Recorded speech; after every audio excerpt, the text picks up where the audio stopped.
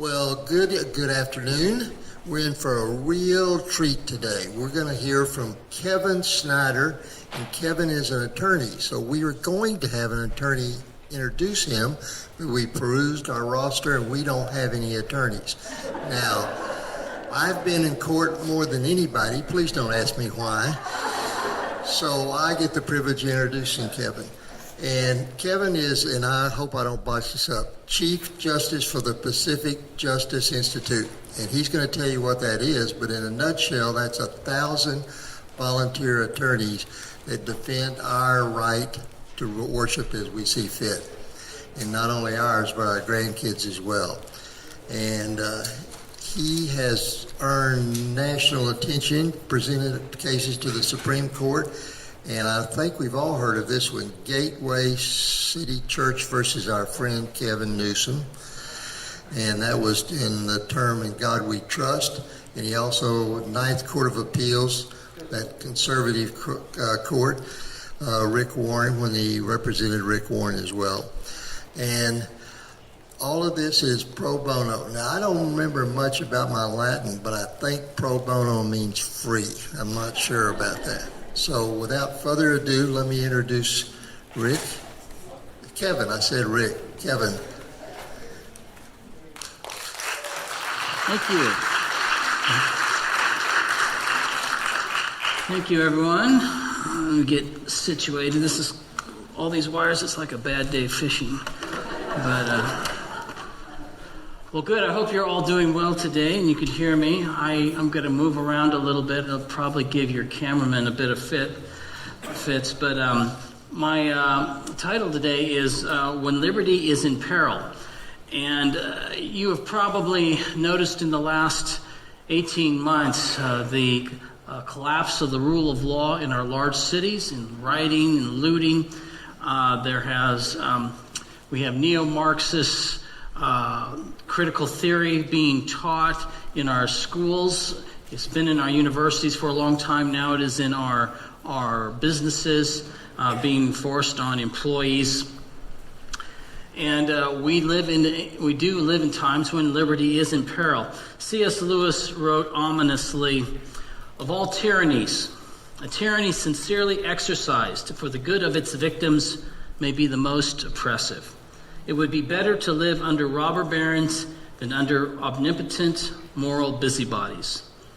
The robber baron's cruelty may sometimes sleep, but those who torment us for our own good will torment us without end, for they do so with the approval of their own conscience." We have a number of moral busybodies. They sit in governors' mansions. They rule from city halls as mayors. They are in public health departments as health directors. In March of 2020, Governor Gavin Newsom issued an order which put the state under lockdown, and that was, of course, only supposed to be for 14 days. And 14 days turned into almost a year, 10 months. And it put churches such that they were abandoned, buildings across the state. There were protests against this, many by business owners, and I don't blame them. They were bound to lose everything, to go bankrupt, to have to fire all of their employees. That's their entire life going to be gone. So they decided to use their First Amendment rights to petition their government for redress of grievances by having a protest at the state capitol. And they put in an application for a protest, as good people do, and the California Highway Patrol denied their application, says, no, we're under a lockdown, you can't have any gatherings. And so these folks went to the federal courthouse in downtown Sacramento, and they filed a lawsuit asking for a temporary restraining order, preliminary injunction, and that was denied. And the state, defending the governor, said, it doesn't matter what people are saying, this is just a neutral law of general applicability. meaning we don't care what people are protesting, we just can't allow any kind of gatherings. And so the judge says, well, if they're not trying to stop First Amendment speech because they're not dealing with what people are actually, the content of their speech. Well, shortly thereafter, as we know, in Minneapolis, a gentleman by the name of George Floyd died underneath the knee of a police officer. Governor Newsom says, then people began to protest in the streets in violation of his order. And he said, quotes, "For those of you out there protesting, I want you to know that you matter. To those who want to express themselves, God bless you. Keep doing it. Your rage is real." That was when I smartened up. That's when I said, this is not about being a neutral law to stop a pandemic. This is about, it matters of who says what and what they're saying. They get special rights, and others of us don't. I received a call just after Easter from a pastor who said, I got to talk to an attorney. He was an African-American pastor of a small Pentecostal church in an urban area in the Bay Area. And he decided that he just had to have church. His people came to him, said, we have to have church. We need this. He says he has a small congregation. A lot of them are older. Many are poor. Some are even homeless. They don't have access to the internet. And this is church is all they've got. And so he decided he was not going to break 2,000 years of tradition. He was going to hold Easter service. He's going to hold service on Easter. While he was preaching, a deputy sheriff came while he was preaching on Easter, came to the back and motioned him to try to stop him during the service. And the pastor said, his name is Pastor Winford Williams. I hope you remember that name. He was a brave man. He said, I'm going to finish my sermon, then I'll talk to you. He was criminally cited for an unlawful gathering. Unfortunately, he would prove not to be the last pastor in the state and church to be targeted for unlawful gatherings throughout the areas. One of the worst areas was in the Santa Clara County. And in Santa Clara County, there were a number of large churches, particularly, but others, that decided that they needed to hold services. During the summer, it was very, very hot this last summer, a lot of smoke. It was pretty dangerous, and their churches were abandoned, and they couldn't get in. The County Board of Supervisors of Santa Clara passed an ordinance. And in that ordinance, it said, it gave the County Department Director of Health amazing powers. She was able to write essentially orders, edicts. That's really what they were. She's not an elected official. And those edicts said that would close down gatherings, including churches. They would fine, unlike the pastor who was criminally cited for misdemeanor. Misdemeanor was only $1,000 and 6 months in jail. If they wanted to give that to you, probably wouldn't even give you that. And I gladly represented Pastor Winford Williams for our standard retainer fee of $1. But in any event,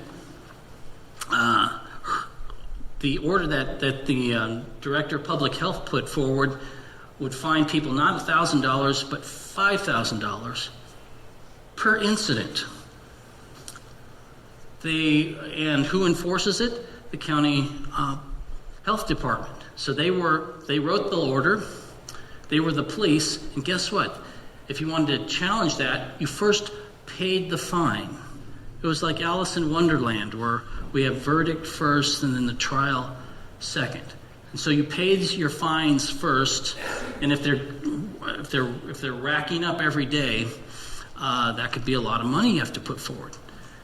And so guess who prosecutes it? Well, it's the county health department. And guess where you get to appeal it? Do you go to the court to appeal? You go to the county to appeal. So they were the legislature. I mean, she just was a one-person legislature, unelected official. They were the police, they were the prosecutor, and they were the court. These churches would get fined, by the way, in the rules that the ordinance that the county passed, the rules of evidence are waived. So what does that mean? Well, that means when you go to court, the government or any party has, when they present things, they just can't present it. This is not social media. It's not the internet. You have to have some custody of evidence. You have to show that your evidence is legitimate, and there will be objections, and the court will rule whether or not your evidence meets certain rules. And if it does, it's allowed in, and if it's not, it's excluded. And those are important things. But with this situation, the rules of evidence were waived. And you could have hearsay, and the person who rats you out could be an anonymous person, goes and you can't face your accusers under their rules. Federalist papers, and I don't know if any of you have read it or read some of those. What those were they were essentially like op-ed pieces in a New York newspaper to try to convince people that the U.S. Constitution should be ratified by the states and become our law of the land. And written by several authors.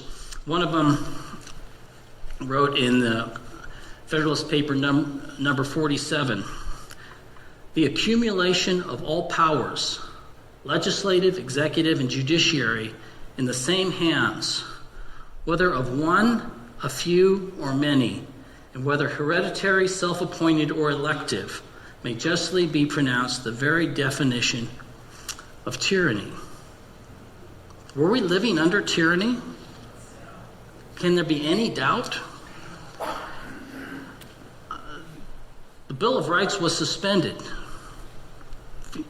Freedom of assembly, freedom to petition your government for redress of grievances in those assemblies. The churches were closed, free exercise of religion. Rules of evidence, the Fourth and Fifth Amendment rights that you would normally have in criminal proceedings were all suspended. And when I say that our Bill of Rights was suspended, this is not hyperbole. This is not a conspiracy on the internet or anything like that. Let me read you a quote from the Santa Clara County Deputy District Attorney. This is she was quoted in the New York Times. She says, her name was Angela Alvarado, quotes, "I don't feel comfortable being in that position of saying, your constitutional rights don't really matter right now. But I've had to. Right now, we're putting parts of the Constitution on hold. We really are. Freedom of assembly, right to practice religion," end quotes. That's the government saying that. This is not, radical lawyers, civil rights lawyers. Because of that, an attorney approached me, said that there were some churches wanted to file a lawsuit because these churches, when I said they were getting fined $5,000 a day. If you remember the old gas pumps, when every time you have a gallon it would ding, well, that's how it was dinging, and it was dinging and dinging and dinging. Some of them were up to $200,000, some more for the churches and just for having church. And so these churches said, they're locking us out, and if we try to have church, the consequences are significant. So they said, can we file a lawsuit? And there had been a series of bad decisions, adverse decisions by courts across the country towards churches on these gathering orders. and to find a legal theory that would work in this trail of difficult judicial decisions was a real challenge. And I was very honest with them and told them the truth. And I'm not a salesman. I don't tell people what I think they want to hear. As a lawyer, I just tell them what it is, and sometimes there's good news and sometimes there's not. And I told them that there was bad news. And I said that we're going to be in a courthouse. And that courthouse, a lot of they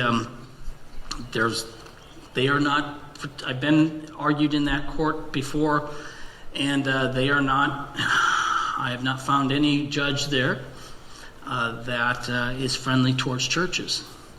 And I said, we're going to ask for what they call temporary restraining orders, like stopping the train legally, and then a preliminary injunction. I said, we're going to lose in the trial courts on this. And then the next step, we have to file an emergency motion with the Ninth Circuit. In the Ninth Circuit, we have some bad odds there. And I said, the next stop is the Supreme Court. And they said, well, what are our chances in the Supreme Court? I said, to be heard in the Supreme Court, much less winning in the Supreme Court, it's about 1%. Well, they decided, to their credit, that they were going to go forward. I mean, what else do they do? Their churches are closed on Sundays. And so they decided to move forward, and sure enough, we lost. In the trial court, I filed, I think, 3 or 4 motions, lost all of them. I won one motion, and it was reversed by the same judge within days. Within a day. I don't think it lasted 24 hours. And so I filed an emergency motion with the Ninth Circuit, and that was filed, I believe, on if I recall, a Monday or Tuesday. The court ordered the county to file an opposition. They filed an opposition on I think it was a Wednesday, and by the next day, our motion was denied, and we were out, and they were out of luck in the Ninth Circuit. So I filed an emergency motion with the Supreme Court, and I had to work weekends and the holiday. That was how my holiday was spent, and filed that, and I think I filed what's called worked till about 2 o'clock on Wednesday. I guess it'd be a Thursday morning. Called our printers in New York and said that we need this.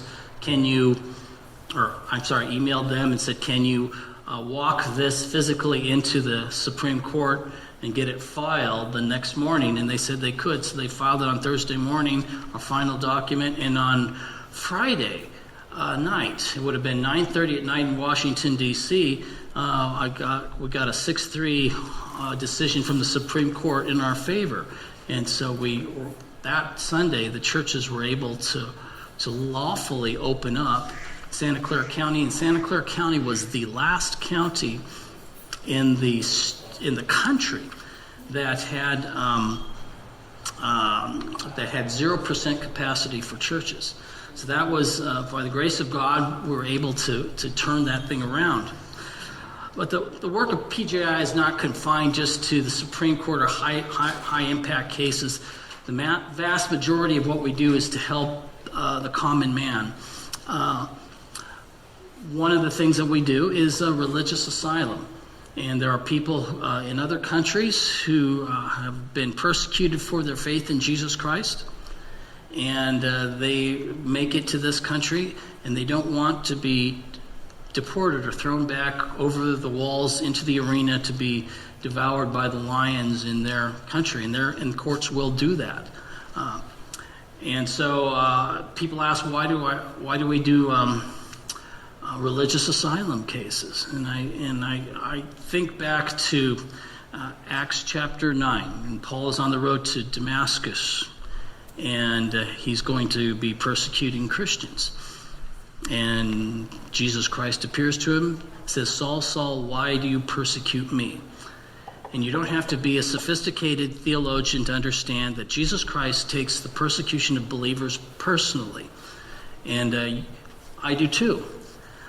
So let me give you an example of one of our cases. We had an Egyptian man who was serving the Lord in a missionary work in another Muslim country. He worked in a number of Muslim countries and was in Jordan, and he was picked up by he was being successful in his evangelism efforts. He was picked up by the security, and they confined him and tortured him, and bad stuff, cigarette ashes in the eye and that sort of thing.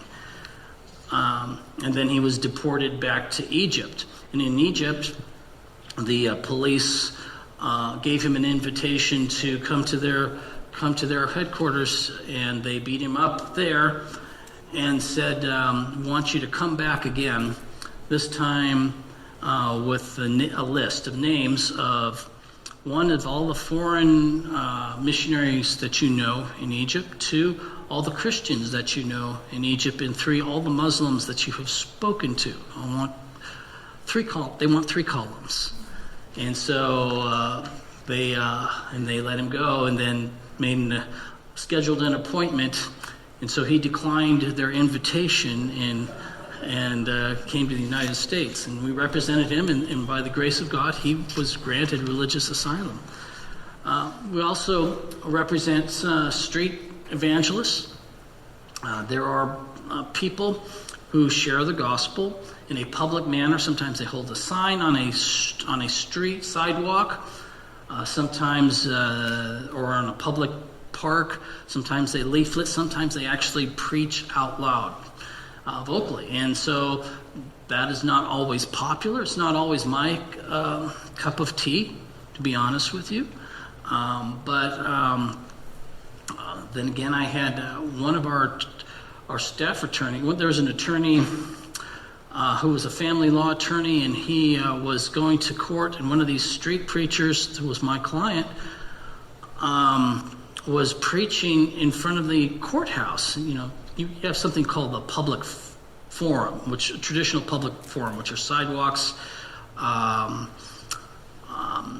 parks, city squares, that sort of thing. And so he was in a public forum in front of the courthouse, a traditional public forum to preach the gospel. And his text, scripture text, was "I hate divorce," which is a Old Testament scripture. And this attorney felt convicted about this. He became a Christian, and we ended up hiring him not long afterwards. So even if sometimes these things offend your sensibilities of how gospel should be presented, it does have its effect. So anyway, a lot of our that particular client of mine, I represented him on a couple of occasions up in the state of Washington, and we were able to get his cases dismissed. We have a very good track record. Usually prosecutors get a 90% conviction rate. We are able to get between 80 and 90% of our clients off, and so we've flipped that. So we thank God for His grace on that. But these people are cited, criminally cited. Some of them are arrested, thrown to the ground, and it's not pretty. But we think in the United States, you've got to have public streets open so that people can give a speech. If you don't have that, you don't have a First Amendment, if that is not protected. We also help them with parental rights. A parent called us seeking legal representation because her 16-year-old daughter tragically attempted suicide. And so the daughter went to see a psychiatrist, and she told the psychiatrist that she really thought she was a boy. And she said that the mom is not going along, not using her new name, and not and using the wrong pronouns, calling her she and her, continues to call her she and her instead of he and his. And so a psychiatrist in the state of California is called a mandatory reporter. They report abuse and neglect by parents of kids. And so this psychiatrist, because the mom, who's a Baptist lady, decided that her daughter was not her son. Now,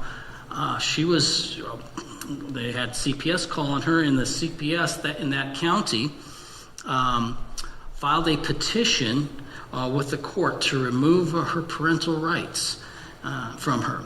And I heard that, and I assigned one of our top attorneys in this area to help in the representation of that. And praise God, the courts did not go along with it. And but it was a terrible situation. This is how perverse this has become. They took this girl, when they took her from the home, they put her in foster care for boys, troubled teenage boys.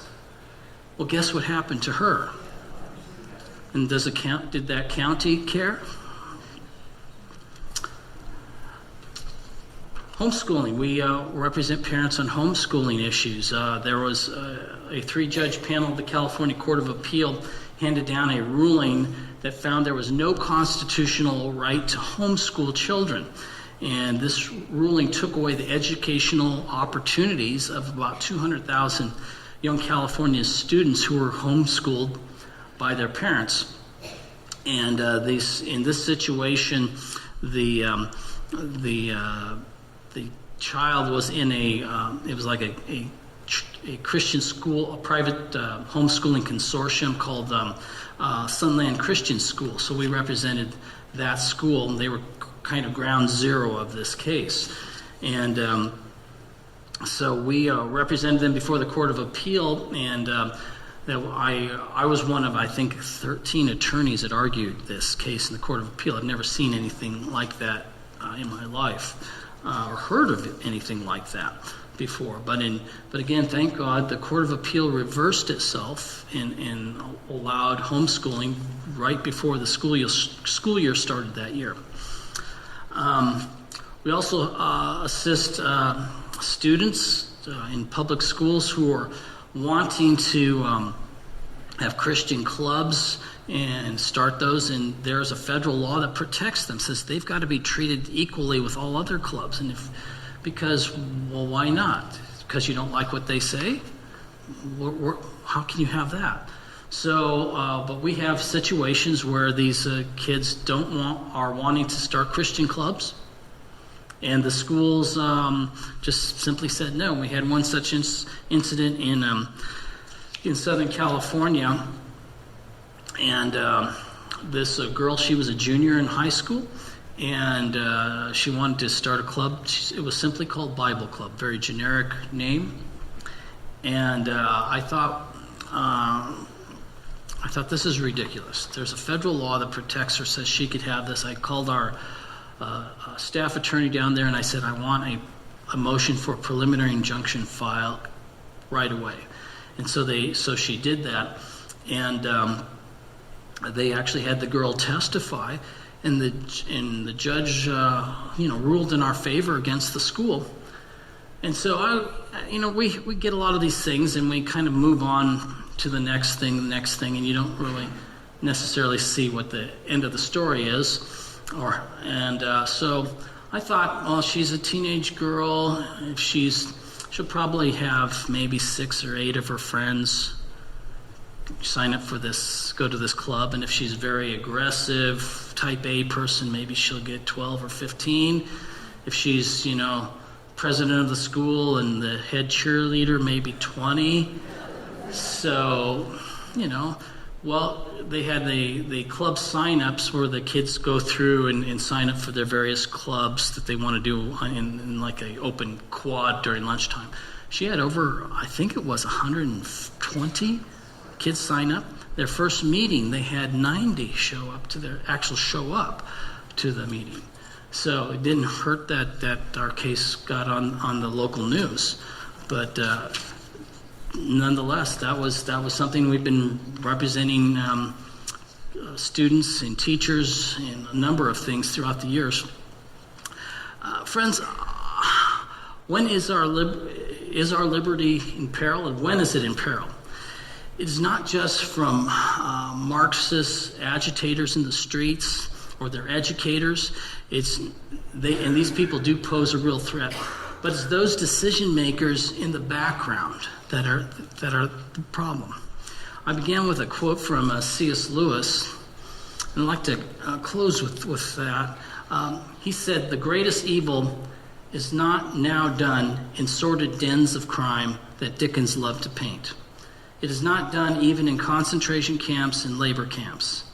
In those we see its final result, but it is conceived and ordered, moved, seconded, carried, and minuted, in clean, carpeted, warmed, and well-lighted offices by quiet men with white collars and cut fingernails and smooth-shaven cheeks who do not need to raise their voices. Our liberties are under assault from refined, educated, charming people in office buildings, government buildings, big tech companies. These are moral, self-righteous busybodies who believe the Christian faith is false. They believe the Constitution is outdated, and they believe that America is irredeemably evil. But I'm here to tell you that we have a moral, a civic, and a spiritual duty to resist them. And this, by the small sampling of cases of victories that we've won, and I've described to you, I want to give you some confidence. We can beat these people, and we must beat these people. But winning did not just happen by chance or by hope. It took some brave folks who were willing to stand up in the face of fines, in the face of criminal prosecutions, in the face of having their children even removed from them, in the face of losing their jobs, and people do lose their jobs. There had to be brave people to stand up. There also had to be skilled lawyers who would go up against great odds, who would have to face judges and their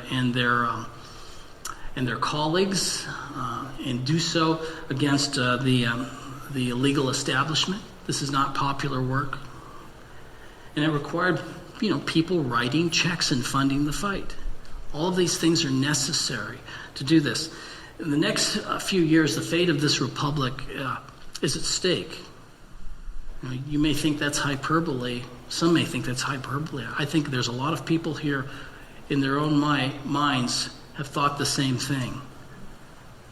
And you may not have voiced it, but I am. And if you're a praying person, I would ask you, don't pray for protection. Pray for courage. This is a time when people need to stand up. And by all means, do all that is in your power to stand in the gap when liberty is in peril. So thank you very much. God bless you for your time.